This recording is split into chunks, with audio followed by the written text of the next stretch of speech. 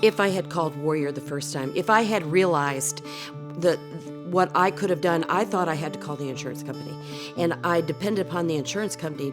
I trusted them. I was not given a choice of a restoration company to choose. And I later learned that that's against the law also. They should have said to me, we have this person or this company, and this company. You tell us which one you want. I was not given a choice. I was just, somebody was sent out. And I not knowing, fell right into that trap. If it were to happen again, I would, well, I know now what I didn't know then, so I would always call Warrior. I'm sold. If anything else happens to my house, I will call Warrior. Warrior Restoration came immediately. They summed up immediately what the problem was. They got started on it. There was no waiting. Everything was fixed quickly.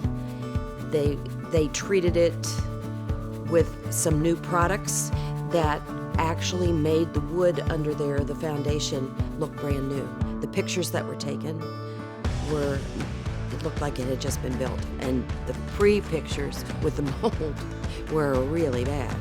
So I was very impressed with how quickly they helped me and how easy they were to work with.